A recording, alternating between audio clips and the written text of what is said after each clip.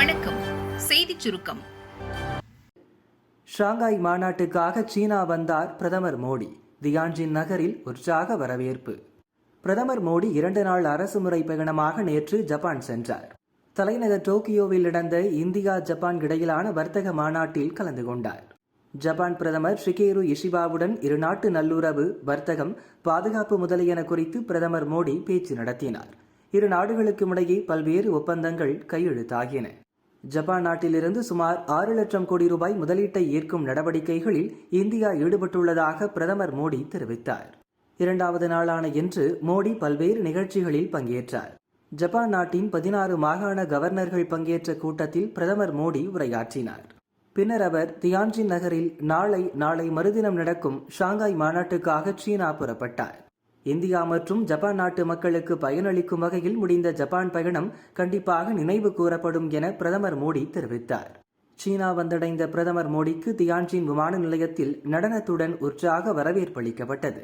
நாளை துவங்கும் ஷாங்காய் ஒத்துழைப்பு அமைப்பு உச்சி மாநாட்டில் Russia, China, India, Iran, Kazakhstan, Uzbekistan, Belarus உள்பட 10 நாடுகளின் தலைவர்கள் பங்கேற்கின்றனர்.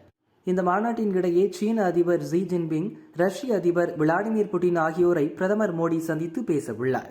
அமெரிக்காவின் வரி விதிப்புக்கு பிறகு ஏற்பட்டுள்ள பொருளாதார நெருக்கடிகள் குறித்து அவர்கள் விவாதிப்பார்கள் என தெரிகிறது.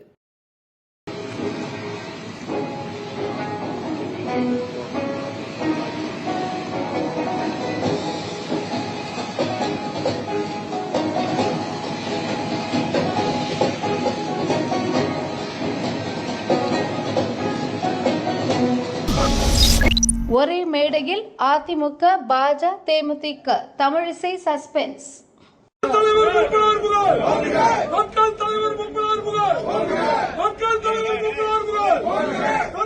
சென்னை தேனாம்பேட்டையில் உள்ள தமாக நிறுவனர் மூப்பனாரின் நினைவிடத்தில் 24வது நினைவு தினம் கடைபிடிக்கப்பட்டது. மத்திய அமைச்சர் நிர்மலா சீதாராமன், அதிமுக பொதுச் செயலாளர் பழனிசாமி, பாஜ மாநில தலைவர் நயினார் நாகேந்திரன், தேமுதிக துணை பொதுச் செயலாளர் எல்.கே. சதீஷ் உள்ளிட்ட பலர் மரியாதை செலுத்தினர். நீண்ட நாட்களுக்கு அப்புறம் என்டிஏ தலைவர்கள் எல்லாரும் ஒரே மேடையில் இருக்கிறாங்க. இந்த மேடையில தேர்தலுக்கான கூட்டணி இதுவரைக்கும் அறிவிக்காத தேமுதிக சார்பில் எல்.கே. சுதீஷும் கலந்துகிட்டு இருக்காங்க. இல்ல இது ஒரு ஆரோக்கியமான சூழ்நிலை நான் நினைக்கிறேன். அண்ணன் எடப்பாடியார், அதே மாதிரி மரியாதைக்குரிய நிர்மலா சீதாராமன் அவர்கள், மரியாதைக்குரிய சுதீஷ் அவர்கள், மரியாதைக்குரிய வாசன் அவர்கள், பாரிவேந்தர் அவர்கள், ரவி பச்சமுத்து அவர்கள், ஏசி சண்முகம் அவர்கள், ஆக ஜெகன்மூர்த்தி அவர்கள், ஆக இவர்கள் எல்லாரும் இணைந்ததே மரியாதைக்குரிய ஐயா மூப்பனார் அவர்கள் ஆசீர்வாதத்தோடு நிச்சயமாக ஒரு ஆட்சி மாற்றம் ஏற்படும் என்பதற்கான ஒரு முதல் தகவலாகவே நான் இதை கருதுகிறேன். முதலீடுகள் பற்றி ஸ்டாலின் சொல்வது பச்சை பொய்தான் திமுகவின் முதலீடு. அன்புமணி. பாமக தலைவர் அன்புமணியின் அறிக்கை. தமிழகத்துக்கு தொழில் முதலீடுகளை ஈர்க்க முதல்வர் ஸ்டாலின் ஜெர்மனி, இங்கிலாந்துக்கு சுற்றுப்பயணம் சென்றுள்ளார். முன்னதாக பேசிய அவர், திமுக ஆட்சிக்கு வந்த பின் 10.62 லட்சம் கோடி ரூபாய் முதலீடு ஈர்த்துள்ளதாகவும் 32.81 லட்சம் பேருக்கு வேலைவாய்ப்பு உறுதி செய்யப்பட்டுள்ளதாகவும் கூறியுள்ளார். திமுக அரசு கையெழுத்திட்ட முதலீட்டு ஒப்பந்தங்களில் 10% கூட நடைமுறைக்கு வராத நிலையில் முதலீடு ஒப்பந்தங்கள் அனைத்தும் நடைமுறைக்கு வந்துவிட்டதாக முதல்வர் ஸ்டாலின் கூறுவது பச்சை பொய்யை தவிர வேறு எதுவும் இல்லை. இதை மக்கள் நம்ப மாட்டார்கள். முதல்வரின் வெளிநாட்டு பயணம் பற்றி கடந்த 20ஆம் தேதி பேசிய தொழில்துறை அமைச்சர் ராஜா, திமுக ஆட்சிக்கு வந்த பிறகு கையெழுத்திட்ட தொழில் முதலீட்டு ஒப்பந்தங்களில் 77% செயல்பாட்டுக்கு வந்துவிட்டதாக கூறியிருந்தார். 2024 உலக முதலீட்டாளர்கள் மாநாட்டில் கையெழுத்தான ஒப்பந்தங்களில் 80% செயல்பாட்டுக்கு வந்துவிட்டதாக தெரிவித்திருந்தார். அவர் சொல்லி 10 நாட்களே ஆன நிலையில் எஞ்சிய 20% ஒப்பந்தங்கள் எப்படி செயல்பாட்டுக்கு வந்தன என்பதை புரிந்து கொள்ள முடியவில்லை. தேர்தல் வாக்குறுதி பற்றியும் திமுக அரசு இப்படித்தான் பொய் கூறி வந்தது. அதுபோல தொழில் முதலீடு விவகாரத்திலும் கதைகளை கூறி வருகிறது. இதையெல்லாம் பொய் என்பதை பாமக அம்பலப்படுத்தும். தமிழகத்துக்கு வந்த முதலீடுகள் பற்றி வெள்ளை அறிக்கை வெளியிட 4 ஆண்டுகளாக பாமக கேட்கிறது. மடியில் கனமில்லை என்றால் அந்த விவரங்களை திமுக அரசு வெளியிட்டு நிரூபித்திருக்கலாம். ஆனால் செய்ய மாட்டார்கள். காரணம், பொய் மட்டும்தான் திமுகவின் முதலீடு. திமுகவின் இந்த மோசடிகள் வெகு விரைவில் அம்பலமாகும். அப்போது திமுக அரசை ஆட்சியிலிருந்து மக்கள் விரட்டி அடிப்பார்கள் என்று அன்புமணி கூறியுள்ளார். கோவையில் பாபா ராம்தேவ் ஜெயந்தி விழா ஊர்வலம். கோவை டவுன் ஹால் இடையர் வீதியில் பாபா ராம்தேவ் கோயில் உள்ளது. அவரது ஜெயந்தி விழாவை முன்னிட்டு கோவையில் வசிக்கும் ராஜஸ்தான் மக்கள் ஊர்வலம் சென்றனர். கையில் ஜோதியுடன் இடையார் வீதி, ராஜவீதி, ஒப்பனக்கார வீதிகளில் இளைஞர்களும் பெண்களும் ஊர்வலம் சென்றனர். ஆடல் பாடலுடன் ஊர்வலம் களை கட்டியது.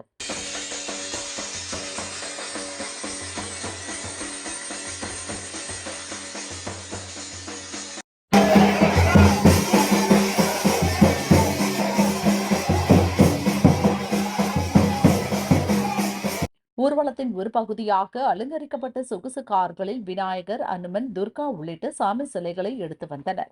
பாபா ராம்தேவ் கோயிலில் ஊர்வலம் நிறைவடைந்தது. இந்தியா பக்கம் அமெரிக்க யூதர்கள், ட்ரம்பை எதிர்பார்க்காத புதிய ட்விஸ்ட்.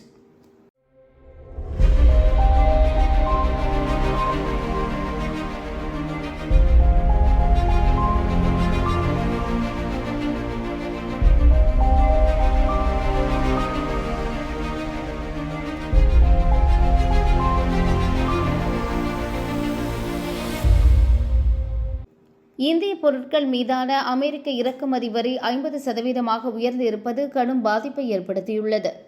அமெரிக்காவில் எதிர்க்கட்சியினரே இந்த அதிக வரி விதிப்பை எதிர்க்கின்றனர். அந்நாட்டின் முன்னாள் தேசிய பாதுகாப்பு ஆலோசகர் ஜாக் சல்லிவன் அரசின் முடிவை கடுமையாக விமர்சித்துள்ளார். ட்ரம்பின் இந்த நடவடிக்கை ஒரு வர்த்தக தாக்குதல். சீனாவுக்கு நெருக்கமாக இந்தியாவை கொண்டு செல்லும் அபாயம் உள்ளது. அமெரிக்காவின் நட்பு நாடுகளும் கூட வரி விதிப்பை ஒரு சீர்குலைவாக பார்க்கின்றன. நாங்கள் நெருக்கமான மற்றும் நிலையான உறவை உருவாக்க இந்தியாவுடன் முயற்சிக்கிறோம். ஆனால் வரி விதிப்பால் இந்தியா சீனாவுடன் நெருங்க வேண்டிய கட்டாயத்தில் உள்ளது என சல்லிவன் தெரிவித்தார். அதே நேரத்தில் ரஷ்யாவிடமிருந்து கச்சா எண்ணெய் வாங்குவதை நிறுத்தினால் மறுநாளே இந்திய பொருட்களுக்கான வரி 25% குறைக்கப்படும் என்கிறார் வெள்ளை மாளிகை வர்த்தக ஆலோசகர் பீட்டர் நவேரோ. இத்தனை சர்ச்சைகளுக்கும் மத்தியில் 140 கோடிக்கும் அதிகமான மக்களின் எரிசக்தி பாதுகாப்பு தான் எங்களுக்கு முக்கியம் என இந்தியா உறுதியாக சொல்லிவிட்டது. கச்சா எண்ணெய் வாங்கும் முடிவுகள் சந்தை நிலவரங்களின் அடிப்படையிலேயே எடுக்கப்படுகின்றன.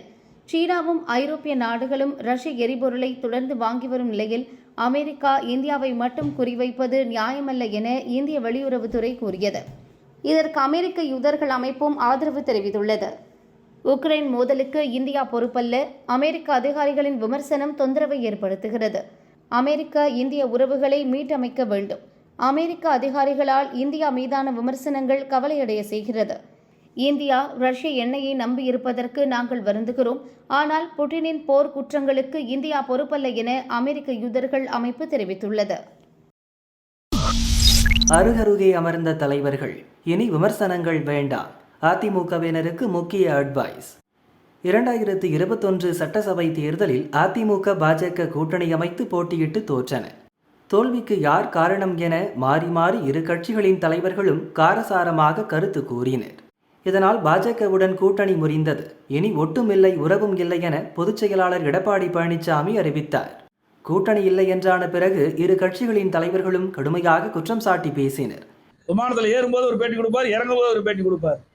ஆகவே எல்லாரும் உழைத்து பதவிக்கு வந்தவர்கள். உழைக்காமல் பதவிக்கு வந்த ஒரே தலைவர்னா பாரதிய ஜனதா கட்சி தலைவர். அந்த பாரதிய ஜனதா கட்சியில எத்தனை பேர் முன்னணி தலைவர்கள் இருந்தாங்க, அவருக்கும் அந்த வாய்ப்பு கிடைக்கல. இவர் ஏதோ பணியில தலைவர் பதவி பெற்றார். அதை வைத்துக்கொண்டு இன்றைக்கு தலகால் புரியாம ஆடிக்கொண்டிருக்கின்றார். நாங்கள்லாம் இந்த கட்சிக்கு ஒன்று சொன்னா எங்களுக்கெல்லாம் எந்த பின்புலமும் இல்லை. ஒரு கிளைச்செயலாளர் வந்து ஒன்றிய பொறுப்பிலிருந்து, மாவட்ட பொறுப்பிலிருந்து, மாநில பொறுப்பிலிருந்து வந்தோம். எம்எல்ஏ, எம்பி, அப்புறம் அமைச்சர், அப்புறம் தான் முதலமைச்சராக வந்தோம். மக்களை பற்றியே தெரியாத ஒரு தலைவர். அவருக்கு ஒரே முதலீடு நாக்கு தான். எடப்பாடி பழனிசாமியை அண்ணாமலை கடுமையாக விமர்சித்தார். நான் உண்மைதான் பாரதிய ஜனதா கட்சியில் கிளை தலைவராக நான் சேரவில்லை. உண்மைதான் நான் ஒன்றிய தலைவராக நான் பணியாற்றவில்லை. உண்மைதான் நான் மாவட்ட தலைவராக பணியாற்றவில்லை. நான் இந்த கட்சியிலே உங்களை போன தொண்டனாக சேர்ந்தது முதல் 2 திராவிட கட்சிகளையும் அப்புறப்படுத்த வேண்டும் என்பதற்காக. எடப்பாடி பழனிசாமி அவர்களே, உங்ககிட்ட 2 மணி இருக்காங்களே, தங்கமணி, வேலுமணி, போன் பண்ணி டெல்லியில கேட்க சொல்லுங்க. கட்சியில் சேர்ந்த பொழுது நிபந்தனை இல்லாம இந்த கட்சியில சேர்ந்த தொண்டனாக எந்த ஒரு பொறுப்பு வேண்டும் கேட்கவில்லை, பதவி வேண்டும் கேட்கவில்லை, ஒன்றை விட்டு விட்டு வந்திருக்கின்றேன் என்று சொல்லி காட்டவில்லை. 2 திராவிட கட்சிகளும் தூக்கி எறிய வேண்டும் என்றால் பாரதிய ஜனதா கட்சியில தொண்டராக இருக்க வேண்டும் என்று வந்தேன். உங்க கட்சியில வேணா மேடையின் மீது அமர்ந்திருக்கிறனால நீ பொதுச் செயலராக இருக்கலாம். ஆனா என் கட்சியில மேடையின் மீது நான் அமர்ந்திருப்பனால் இவர்களுக்கு நான் சேவகம் செய்யக்கூடிய சேவகன். அதான் எங்கள் கட்சிக்கும் அடிப்படையில உங்கள் கட்சிக்கும் இருக்கக்கூடிய அடிப்படை வித்தியாசம். தரக்கூடிய எடப்பாடி பழனிசாமிகளுக்கு இதெல்லாம் தெரியாது. அதன் பிறகு இருதரப்பையும் அழைத்து பாஜக தலைமை டெல்லியில் சமாதான பேச்சு நடத்தியது. கூடவே கூட்டணி குறித்தும் பேச்சும் நடத்தியது. அதன் பிறகு அண்ணாமலை மாற்றப்பட்டு பாஜக மாநில தலைவராக நயினார் நாகேந்திரன் நியமிக்கப்பட்டார். சட்டசபை தேர்தலுக்காக அதிமுக பாஜக மீண்டும் கூட்டணி அமைத்தன. இந்நிலையில் சமீப காலமாக அண்ணாமலை பேசும் கூட்டங்களில் தேசிய ஜனநாயக கூட்டணி வெற்றி பெற்றால் பழனிசாமி தான் முதல்வர் என கூற தவறுவதில்லை. எனக்கு மாறுபட்ட கருத்துக்கள் இருந்தாலும் ஒரு தொண்டனாக இந்த கட்சியில் நான் வேலை செய்யும் பொழுது கட்சியினுடைய கருத்து எனக்கு வேதமாகும். அதிமுக தொண்டர்களும் தலைவர்களும் பாரதிய ஜனதா கட்சியை ஒரு மாற்றாந்தாய் கட்சியா பார்க்க மாட்டாங்கிற நம்பிக்கை எனக்கு. நாங்க உயிரை கொடுத்து எங்களுடைய தலைவர்கள் சொன்ன பிறகு நாங்க உயிரை கொடுத்து தேசிய ஜனநாயக கூட்டணி ஜெயிக்கணும். அதுல முதலமைச்சர் வேட்பாளராக இருக்கக்கூடிய எடப்பாடி பழனிசாமி அண்ணன் அவர்கள் ஜெயிச்சு முதலமைச்சர் ஆகணும் அப்படின்னு எப்படி உயிரை கொடுத்து நாங்க உழைக்க போறோமோ. இன்று சென்னையில் நடந்த ஜி.கே. மூப்பனார் நினைவு தின நிகழ்ச்சியில் பேசும்போதும் முதல்வர் நாற்காலியில் அண்ணன் எடப்பாடி பழனிசாமி அமர்வது உறுதி என அண்ணாமலை பேசினார். இன்னைக்கு நம்முடைய தேசிய ஜனநாயக கூட்டணியுடைய முதலமைச்சர் வேட்பாளராக முன்னாள் முதலமைச்சர் அண்ணன் எடப்பாடி பழனிசாமி அவர்கள் இந்த மேடையில் இப்பதான் பேசிட்டு போயிருக்கிறாங்க. பேசும்பொழுது நீங்க எல்லோரும் சொன்னீர்கள் 2026 அந்த நாற்காலியில் அமர போகிறாங்க. ஆனால் நிச்சயமாக அந்த நாற்காலியில 2026 மாற்றம் வரட்டும், ஒரு புதிய புரட்சி வரட்டும், ஏழை மக்களுக்கெல்லாம் விடிவெள்ளியாக அரசு செயல்படட்டும். அதைத் தொடர்ந்து இன்று பிற்பகலில் சென்னையில் உள்ள அதிமுக தலைமை அலுவலகத்தில் அதிமுக மாவட்ட செயலாளர்கள் கூட்டம் நடந்தது. பொதுச் செயலாளர் எடப்பாடி பழனிசாமி தலைமையில் நடந்த இக்கூட்டத்தில் 82 மாவட்ட செயலாளர்கள் மற்றும் மாநில பொறுப்பாளர்கள் கூட்டத்தில் பங்கேற்றனர். சட்டசபை தேர்தல் வெற்றி வியூகம் குறித்து கூட்டத்தில் விவாதிக்கப்பட்டுள்ளது. கூட்டத்தில் எடப்பாடி பேசியதாவது: 18 தொகுதிகளில் நான் பிரச்சாரத்துக்கு சென்றபோது மக்களிடம் நமக்கு நல்ல வரவேற்பு இருப்பதை பார்த்தேன். திமுக மீது எதிர்ப்பு அலை உருவாகியுள்ளதையும் பார்த்தேன். சட்டசபை தேர்தலுக்கு இன்னும் சில மாதங்களே உள்ளன. இப்போதிருந்தே தேர்தல் பணிகளை நாம் துவங்கியாக வேண்டும். பிரச்சாரத்தில் வேகம் காட்ட வேண்டும். திமுக அரசின் தோல்விகளை மக்களிடம் கொண்டு சேர்ப்பதுதான் நம் முக்கிய பணியாக இருக்க வேண்டும். தமிழகம் முழுவதும் வாக்குச்சாவடிக்கு 8 பேர் வீதம் பூத் கமிட்டி அமைத்து முழு பட்டியலை என்னிடம் மாவட்ட செயலாளர்கள் சமர்ப்பிக்க வேண்டும். வாக்காளர் பட்டியலில் இறந்தோர் பெயர், முகவரி மாறியவர்களை கண்டறிந்து பெயர்களை நீக்குவதில் கவனம் செலுத்த வேண்டும். தேர்தல் பணியில் சிறு சிறு பிரச்சனைகள் வரும், அதை பெரிதுபடுத்த வேண்டாம். கூட்டணிக்குள் சலசலப்பு ஏற்படுத்தும் தேவையற்ற பேச்சுக்களை தவிர்ப்பது நல்லது. அதிமுக பாஜக கூட்டணி உருவான பிறகு சமீப காலமாக நம்மை பற்றி அண்ணாமலை விமர்சித்து பேசுவதில்லை. நீங்களும் அவரை பற்றி எதுவும் பேச வேண்டாம் என எடப்பாடி பழனிசாமி நிர்வாகிகளை அறிவுறுத்தியதாக அதிமுக வட்டாரங்கள் தெரிவித்தன. சென்னையில் இன்று காலை நடந்த ஜி.கே. மூப்பனார் நினைவு நாள் நிகழ்ச்சியில் எடப்பாடி பழனிசாமி மற்றும் அண்ணாமலை இருவரும் அருகருகே அமர்ந்திருந்தனர். பழைய விஷயங்களை மறந்து பேசினர். அருமை நண்பர்களே, தயவுசெய்து கொஞ்சம் பொறுமையா ஒத்துழைப்பு தாங்க. எல்லாரும் மாவட்ட தலைவர் நீங்க தான் ஏற்பாடு பண்ணணும். கொஞ்சம் அருமை நண்பர்களே, தயவுசெய்து மேடைக்கு எதிரே இருக்க வேண்டும் என்று அன்போடு கேட்டுக்கொள்கிறோம். மூப்பனார் நினைவிடத்தில் மலர்தூவி மரியாதை செலுத்தும் போது அண்ணாமலையை தன் அருகே வந்து நிற்கும்படி எடப்பாடி பழனிசாமி அழைத்தார்.